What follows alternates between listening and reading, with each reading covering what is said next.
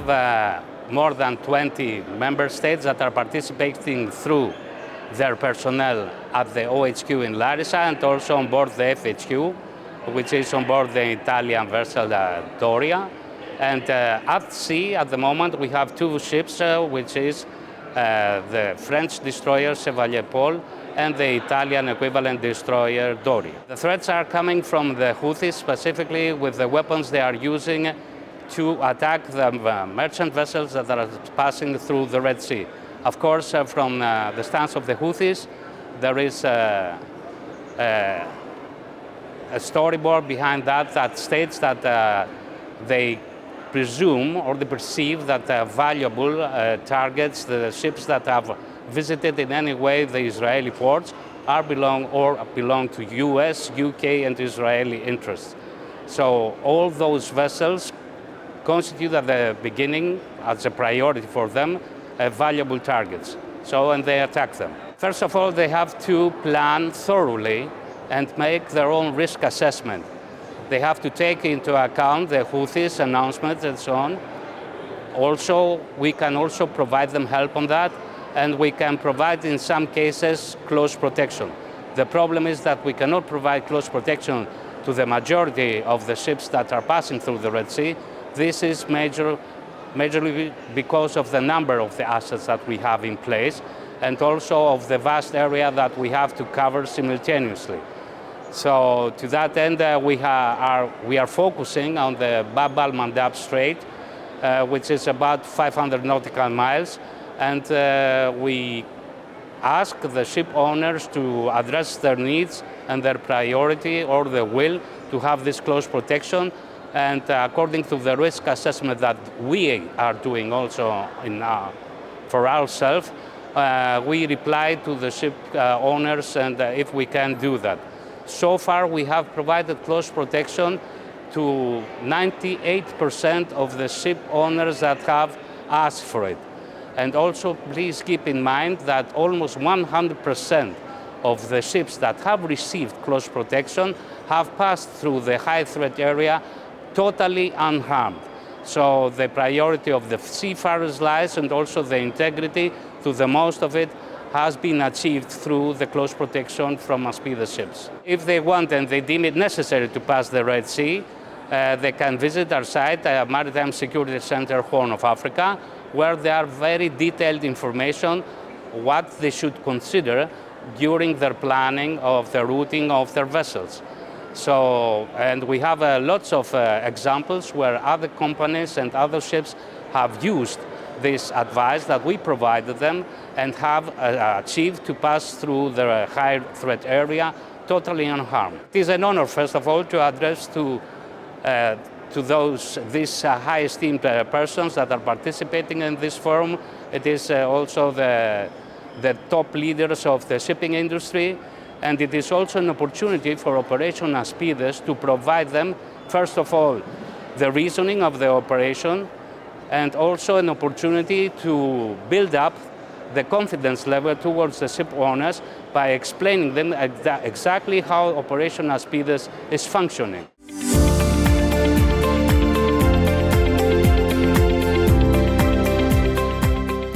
We are in a continuous flow.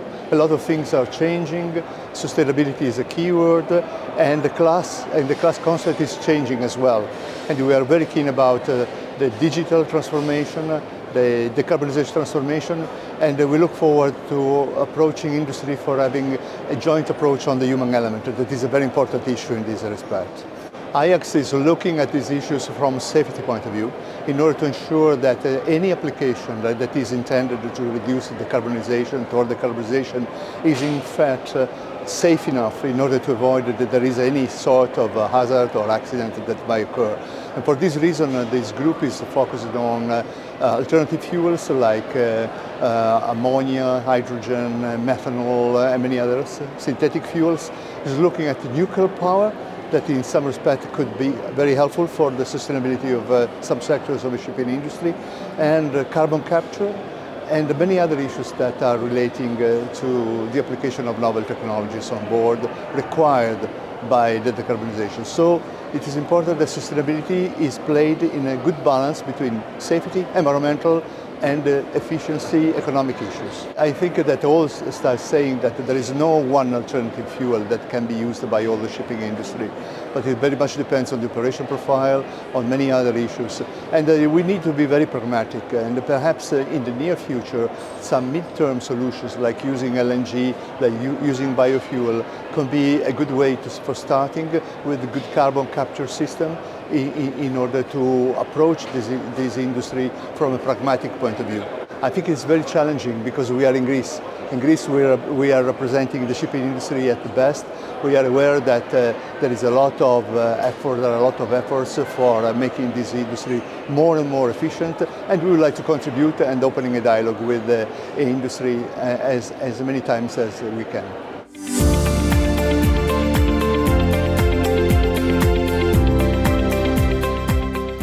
Shipping industry is an interconnected industry, and despite its competitive nature, it's paramount that we all cooperate together. So all stakeholders of the marine energy chain, starting from producers and ending to owners and of course consumers, need to be first aware of what's at stake, and second of all the challenges and opportunities in order to reach the ultimate goal, which is the zero emissions. We have found several solutions, none of which has yet reached such a maturity stage which will allow us to set a specific time frame for fossil fuels' complete disappearance.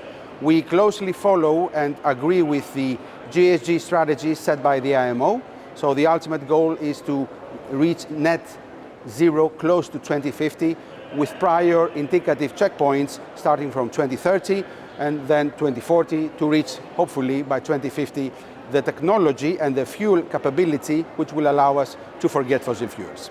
Biofuels are a tool, are a fuel which will help reduce our emissions, especially with the forthcoming Fuel EU regulation starting as of January. Biofuels do significantly reduce emissions and will be used by many ships, I'm sure, in order to comply with these new regulations. They are not the ultimate solution. Let's not forget biofuels are very attractive to other industries as well. Marine industry is not the only one after biofuels. So we must bear in mind that along with biofuels, we have to develop other fuels, production of other fuels, sustainability of other fuels, and at the same time, new technologies which will help us reach the emission target. First of all, I'm very honored to have been a guest. I regularly attend Capital Link. We're very close. I think it's of very high level, great attendance and speakers. I gladly participated a few weeks ago in the equivalent in London, and I look forward to being here again.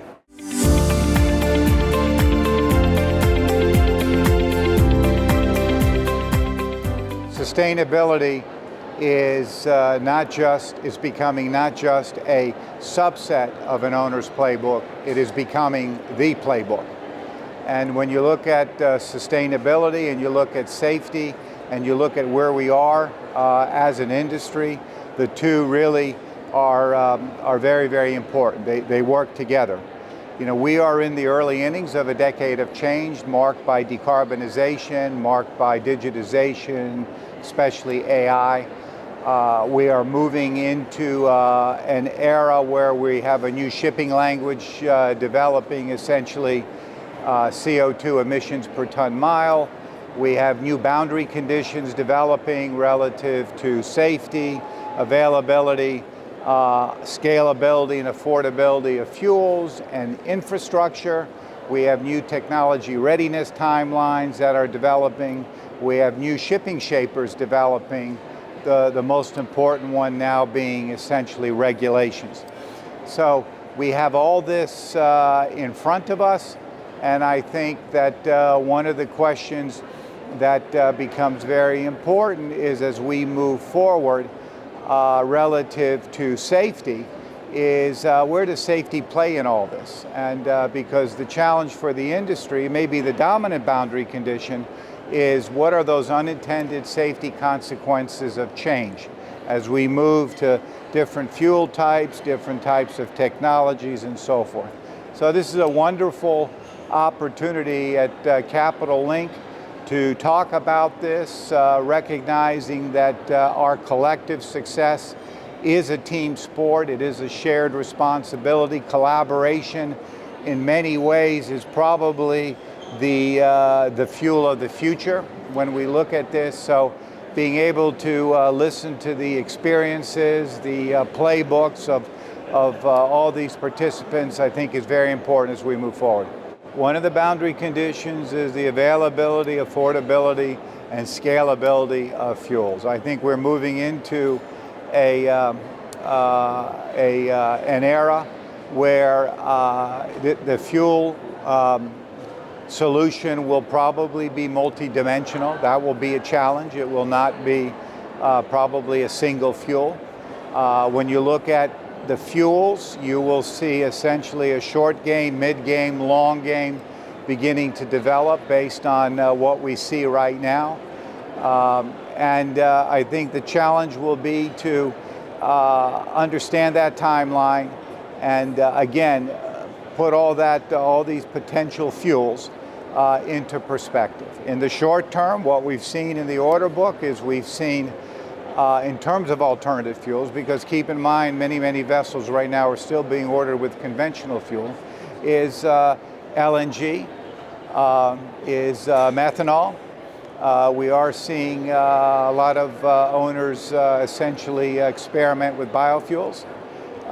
We begin to stretch that out and we begin to move towards more of a mid-game, a lot more discussion about ammonia.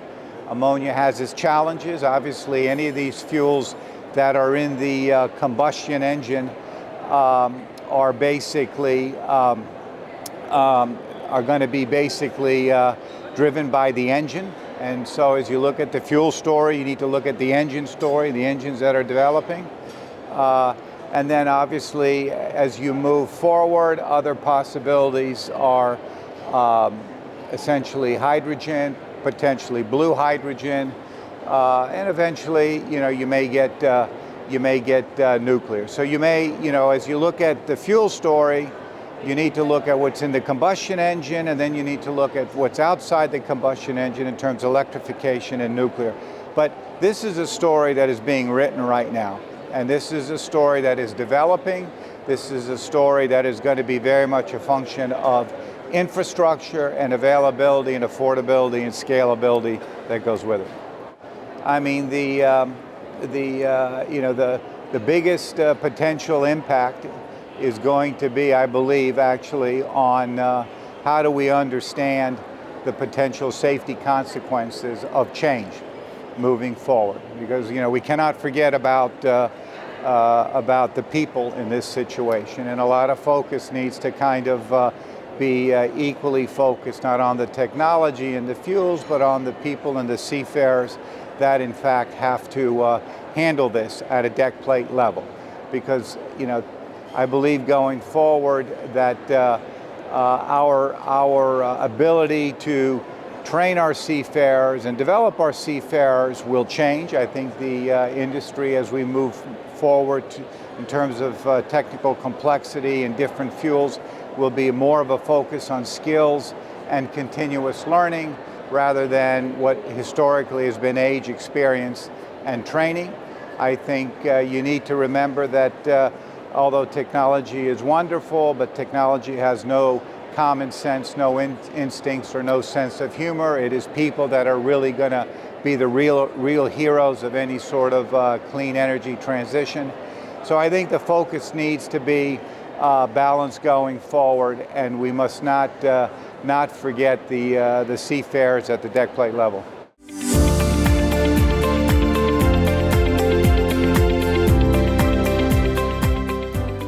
First of all, I think I would like to say that the environment has to be tackled at global level, and therefore there is no better place than the IMO to discuss and find solutions for the future.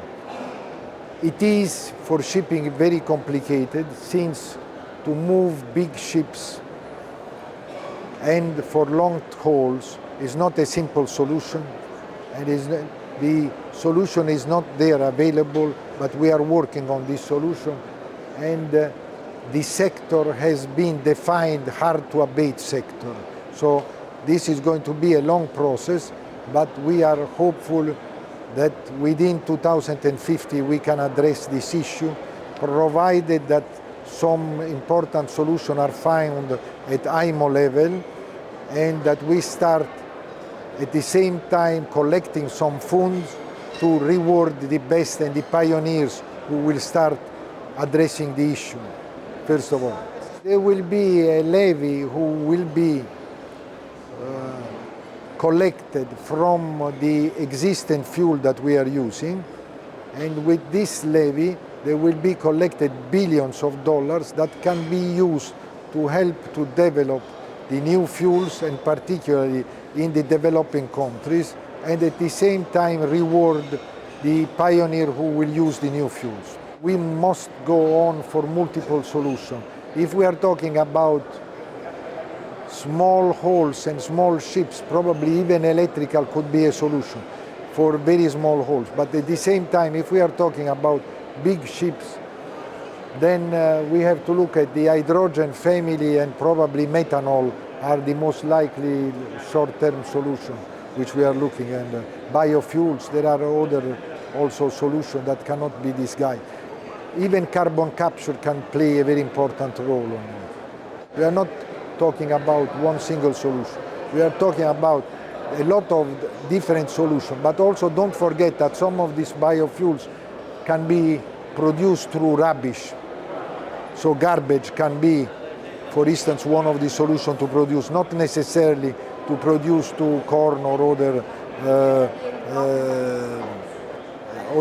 let's say, bioproduction. That was a fantastic event. I think it's always very important to meet, to discuss, and when there are some of the biggest protagonists of shipping, and here in Greece we have some of the biggest ship owners in the world who are contributing to the solution and to the discussion. This is a sort of useful agora. Thank you.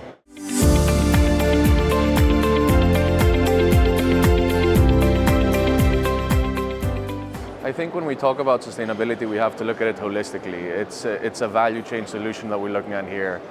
We want to create a sustainable future while maintaining industry in Greece. We don't want to come up with a solution where we drive industry away and end up importing all of our products. Carbon capture and storage allows us essentially to keep producing products in Greece, maintain our heavy industry here, while at the same time produce something sustainable. Our project itself is looking at storing at its maximum around 30% of Greece's industrial emissions, which will allow our cement factories, our refineries, and our heavy industry to remain here and produce our products locally and reduce and maintain jobs in the country without having the exposure to foreign products coming in. So we have taken, this is not a long-term solution, this is a gap to bridge, this is a bridge to link between the products of today and a sustainable product that's going to be CO2 free in the future. So we have a facility right now in Prinos. It's an oil producing asset that's been there since the 1980s. It's close towards the end of its life, and we're looking at using this asset to inject CO2 essentially to where oil used to come from, fill it up with CO2 for the next 20 to 25 years and reduce industry's emissions as they find new solutions toward creating more sustainable products themselves. This is at the moment permanent storage. We put it underground and it's going to stay there forever. The same way there's been gas and oil in that reservoir for millions of years, it is the most secure way to know that when you put something underneath there in a gaseous form, it's going to stay there forever. We're not looking to repurpose it, we're not looking to do something else with it. It is a way to permanently store CO2, and instead of polluting the air, you permanently store it underground and keep it there forever. I want to thank you very much and thank the organizers for having me here and the whole industry, because when we talk about sustainability, we have to look at it holistically. As I said in the beginning, this is a whole value chain. It's a new industry that we're looking to kickstart, and the shipping part, we might be talking about CO2 storage, but there's a big shipping part that's going to play a role here. Similarly with the LNG community, it will start from one point of liquefaction, one transportation and one regasification site, to a point of a group source of emitters where they're going to capture and liquefy their CO2, transport it with a dedicated storage to a storage site, and then this is going to expand into a global CO2 industry. So we start somewhere similar with the LNG industry, and then we expand to a global scale with the shipping community playing a major role in this industry.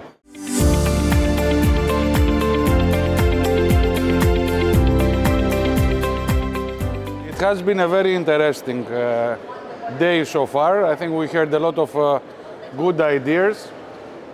As you know, shipping is a very sustainable business. It's almost impossible to replace what shipping does, carrying huge quantities of cargoes around the world. So we will be around for many centuries to come, I hope, for the next generations. One of the issues is the human sustainability, because we are building state-of-the-art ships, expensive vessels, but if you do not have the right crew to operate those ships, and finally for the right crew when they move on land to support those ships with knowledge, it's really a very significant problem for sustainability. I was happy to hear, well, not happy, but I think we have a pool. It was said that only 2% of the world's seafarers are women.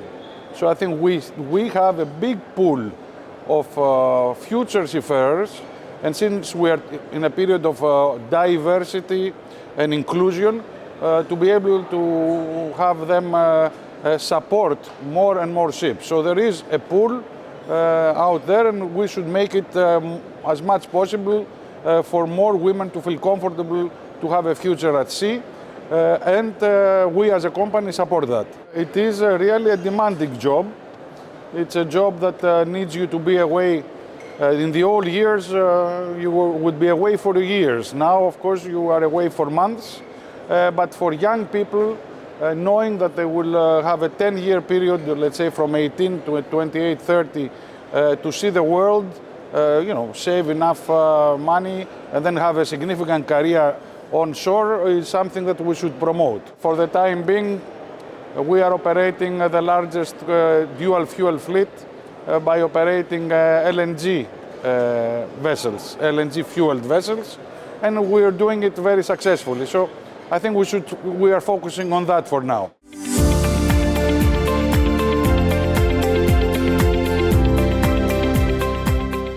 Because of the global fleet still relying on fossil fuels and mostly the existing engines, that we need a longer transition time before we can really think about new fuels, new logistics, also to apply these fuels worldwide, and new engine designs and fleet designs. So we need transition solutions that apply on the short term to create a long-term solution for sustainable solutions. And I'm convinced that XBEE as a biotechnology is one of the solutions that can fill that gap, that void, to improve the existing fossil fuels, making combustion more efficient, reducing CO2 emissions, NOx emissions and soot, to comply with the sustainability goals that everybody is looking for.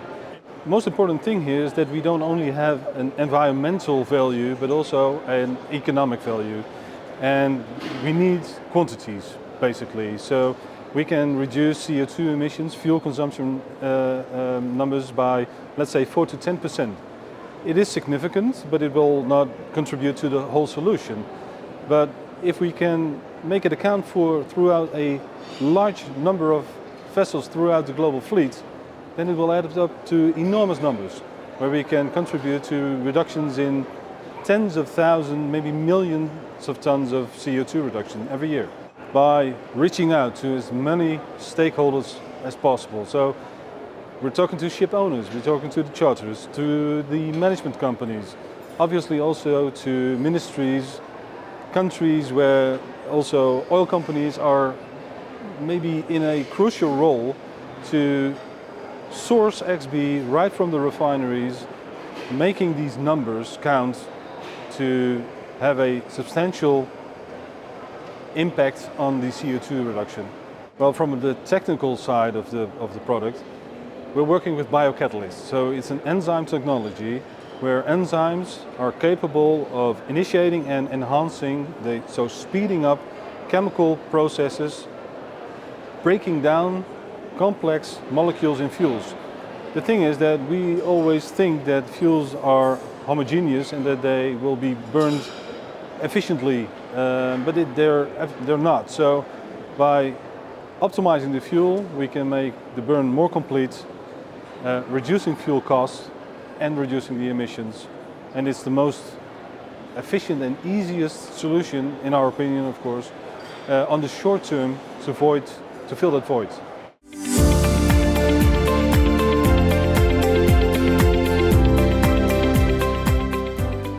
Firstly, we have a team of people, very qualified mariners and chief engineers and things like that.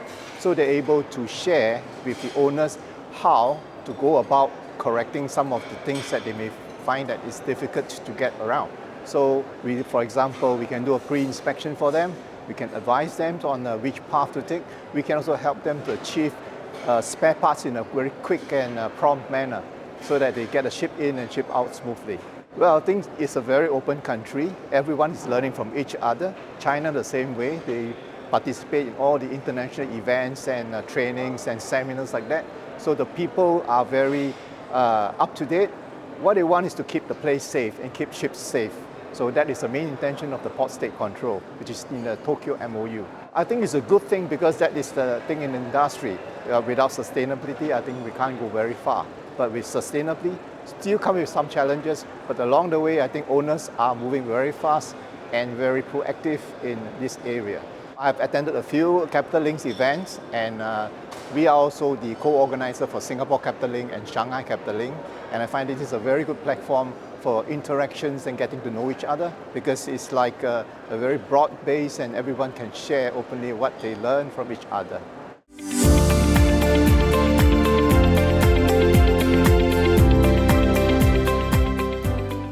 Last year, probably we would be very skeptical when we were discussing about carbon capture and use, mainly because of the fact that the CCUS, or carbon capture, use and storage value chain, was not in the main agenda, or at least it was not formulated in a document.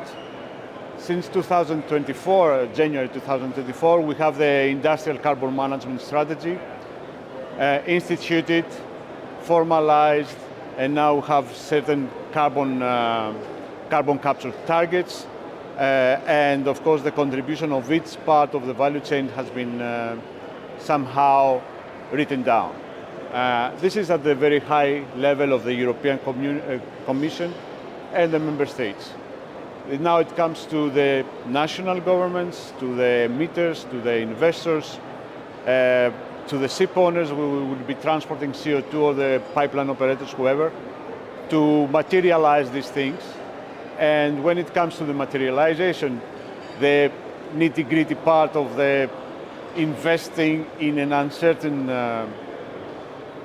in an uncertain landscape, both in financial as well as technological aspect, is becoming more eventful, to put it that way. So we need a lot of collaboration between the different parts of the value chain to make things work. This was our main concern when we were discussing about carbon capturing from our meeting points, from our hydrogen production units. Because we will be capturing something like 25% of our emissions, of total emissions, meaning that some close to 500,000 tons. And of course, we will be capturing, we will be decarbonizing our operations, but still it was somehow waste management.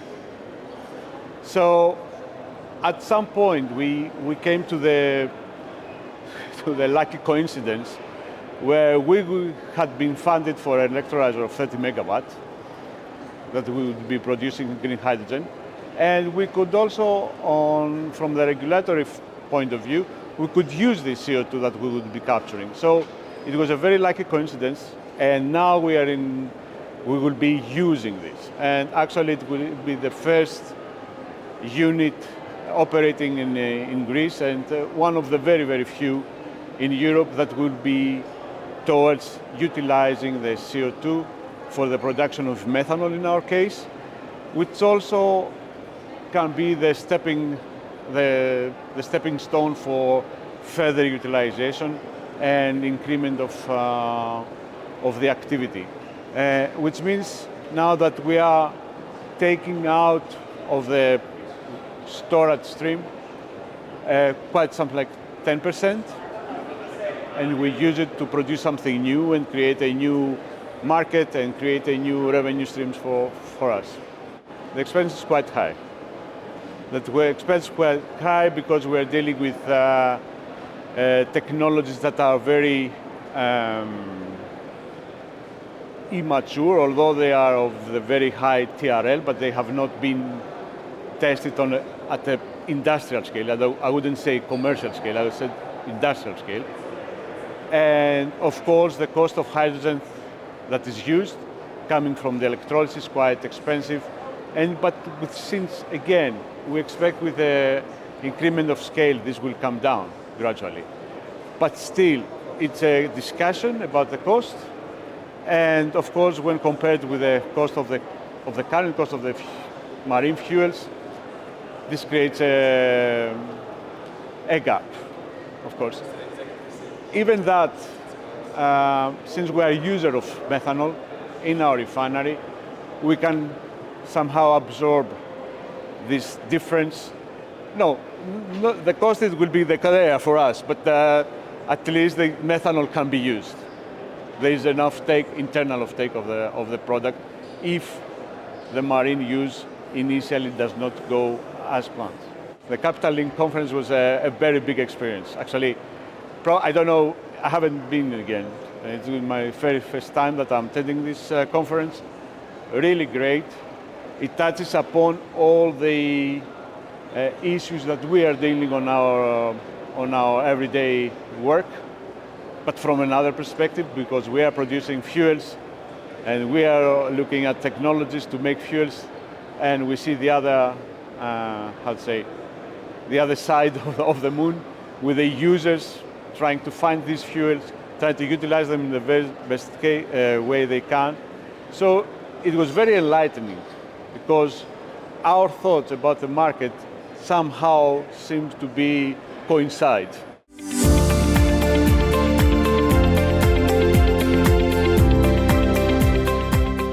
I'd like to thank Nikolas and the team for the invitation. It's always a pleasure to be here and to attend the Capital Link conference. Basically, yes, it's EU ETS was launched January 1st, 2024. Things are developing as per the plan. Compliance entities for the shipping industry are starting their purchase and their procurement in order to comply by September 2025. So everything is kind of set as per the plan.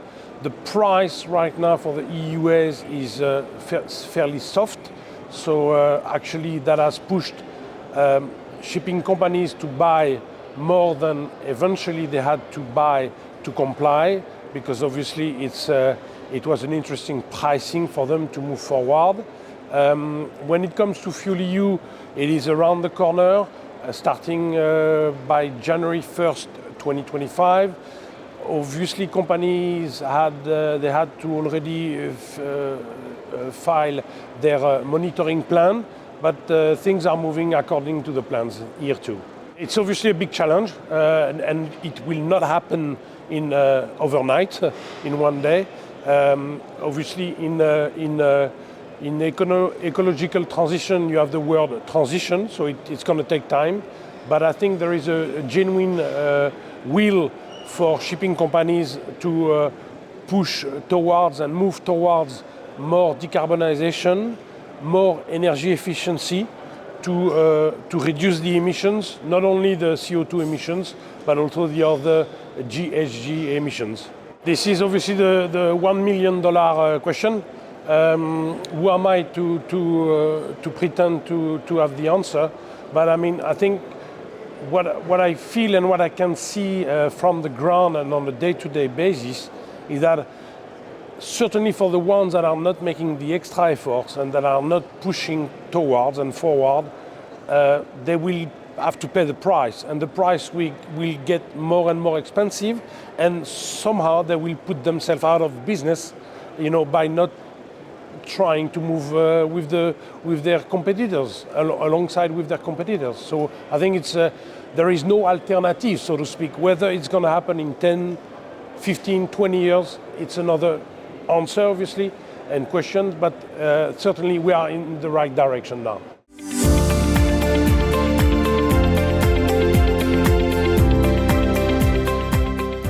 The idea is to see shipping from two different angles.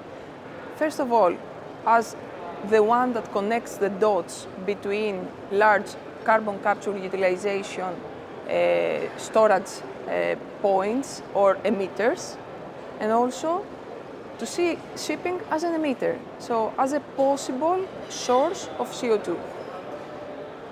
In essence, this is a landscape of opportunities, but also of challenges. So the essence of the panel was to reveal, to put in the table all the different challenges, to reveal what is the necessity for innovation or for regulations which are missing, or for paradigms and reference projects in order to mobilize the industry to go through this direction. Not necessarily through the direction of onboard carbon capture, that could be one of the decarb solutions in the future, but also to reveal the potential of shipping in an evolving carbon capture utilization value chain. There are studies like the DNV Maritime Forecast study that for the shipping sector reveals that actually technologies that can allow fossil fuels to be burned on board could be one of the solutions in the decarbonization puzzle. So shipping most probably will have to take into account this technology and to put the costs down, and also to describe business models that make sense and make this technology commercially viable. But if there is no carbon capture utilization value chain that serves the land-based industry, if there is no such a thing, then most probably we are going to see delayed examples and project references of this kind. So kind of the land is the driver now rather than the ship. I think that what we expect is collaborative projects which create successful paradigms for the industry. This is what is needed now. We need safe, reliable and cost-effective results. There is no such a thing now. We have bits and pieces. We do have, for onboard carbon capture and storage, there are existing conversion projects. We have seen the technology, but ideally we would like to see the whole value chain revealing through reference projects and involving not only emitters at sea, but also at land, and how these different sources of CO2 work together to achieve the climate change mitigation goals. So these are the paradigms that we need.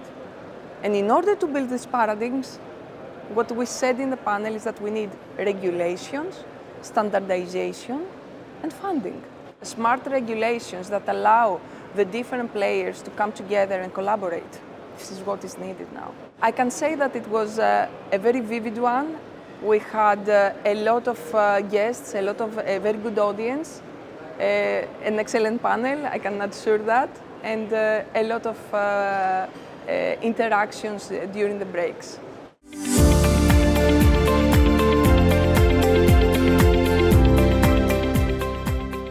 Sustainability here means the energy transition, moving away from conventional fuels to more sustainable, greener fuels for the maritime industry. So the energy transition is something we as a group think is extremely important. It's something we have been working on for several years. It's part of everything we do.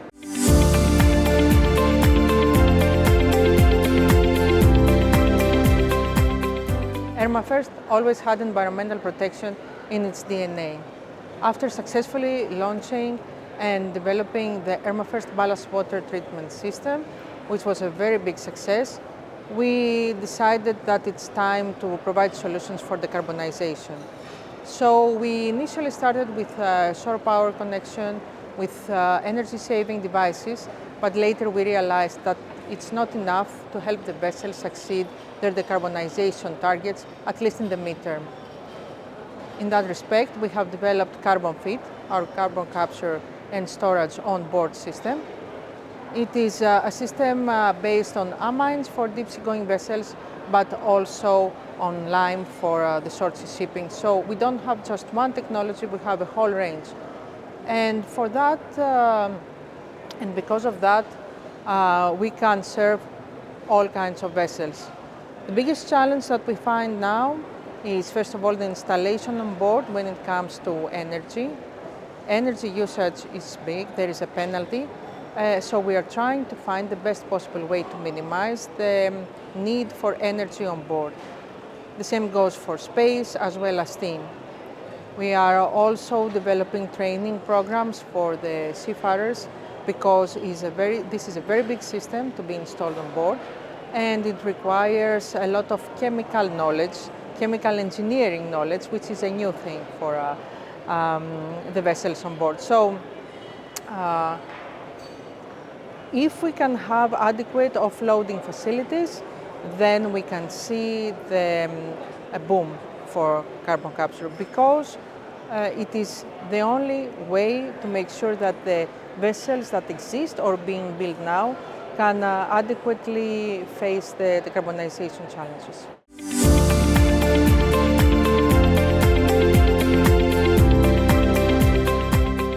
We had a very interesting panel in the morning called, we had a very catchy title called Reality Check, so I was very glad to moderate a panel of colleagues from several sides of the industry. We had owners, we had fuel providers somehow, we had bunkering experts. So our subject was where are we now, where are we going, and what will be the options, how much will they cost, will they be available. So it was really an interesting thing to do this reality check and start by how far can we go now with fossil fuels. That I mean, we're sure that fossil fuels will be there, and the answer was yes, we will go very far because they are there, and the ships that we have no other option right now than to use fossil fuels. Then we transition the discussion into the next best alternatives, which is the bio-component fuels like biodiesel and biomethane. We discussed LNG. LNG is the fossil fuel that is currently available, and it's safe and it's very well tried.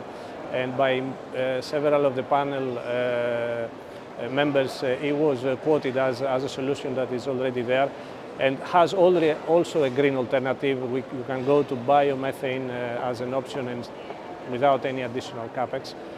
A very big subject was, of course, the availability. So we discussed about the availability of feedstock for biofuels, whether or not our industry will have enough, as we have aviation also fighting about this.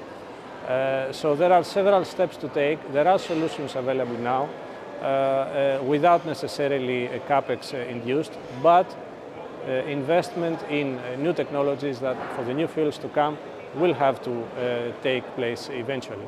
There definitely will not be one fuel, we will have several, and that will depend on the type of ship, the size, the operating profile. What we see as interesting development lately is a lot of investment in for green fuel production like green ammonia and green hydrogen in countries close to the equator where you have a lot of renewables, wind and solar. These investments are not necessarily targeted to the maritime industry, but is for production of alternative fuels to cover energy production in Northern Europe and in non-nuclear countries. Countries that are using coal have to replace, and co-firing with ammonia is one solution. So these developments, it was also asked during our panel, could help in identifying places where these fuels may be also possible to be available for the maritime industry.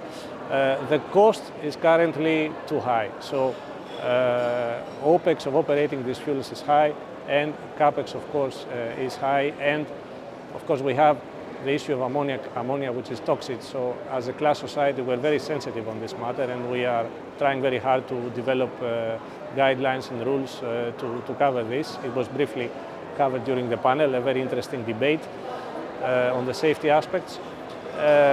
But one important thing is that these developments, we believe, and we see also with the example of biofuels, are more available to liner companies who have very set, let's say, voyages to cover, and are very, is easier for them to schedule where to bunker and how to obtain the necessary quantities. These, let's say, giants will pave the way for the application, the availability of these fuels. And it's important to see that there should be some cooperation between companies, because the producers of these fuels will not decide to invest unless there is enough quantity available and demand. So one company cannot make up this demand. So there should be cooperation between companies to make these investments reality.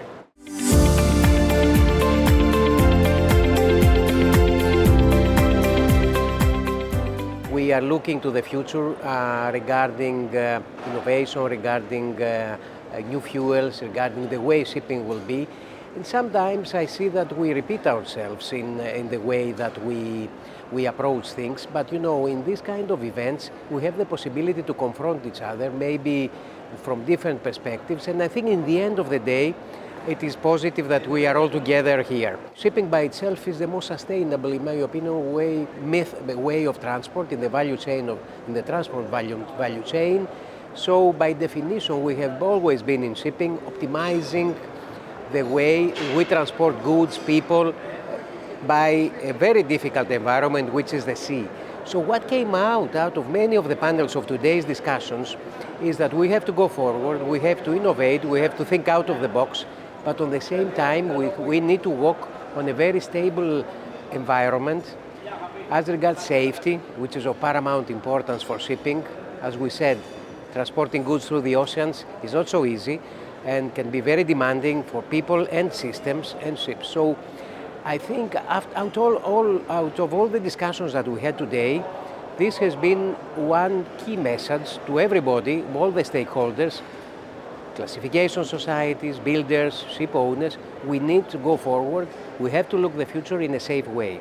Shipping is transporting almost over 90% of the goods around the planet with a minimum impact. But shipping has, of course, also to decarbonize. We have the horizon 2050, in which we have to arrive to almost a net zero carbon footprint for shipping. So all the stakeholders are aligned in this direction.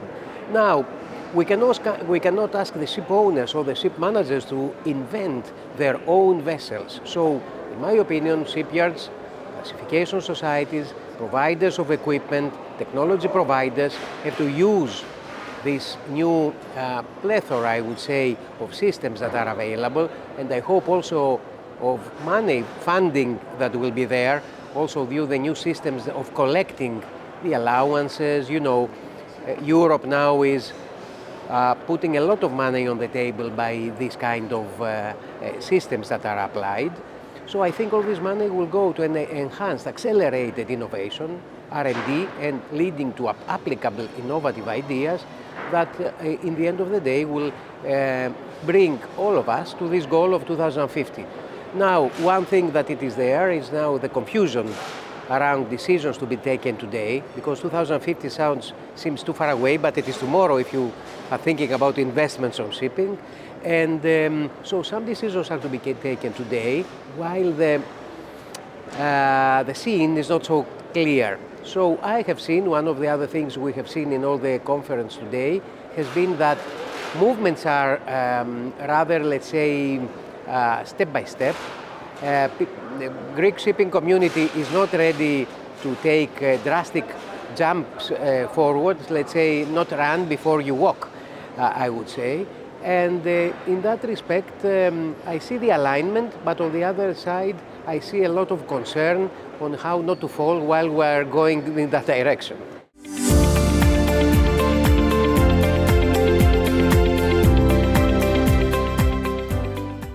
I'm delighted to have concluded the 14th annual Capital Link Operational Excellence in Shipping Forum, which this year we conducted in partnership with ABS and with the participation of major classification societies and also prominent industry figures.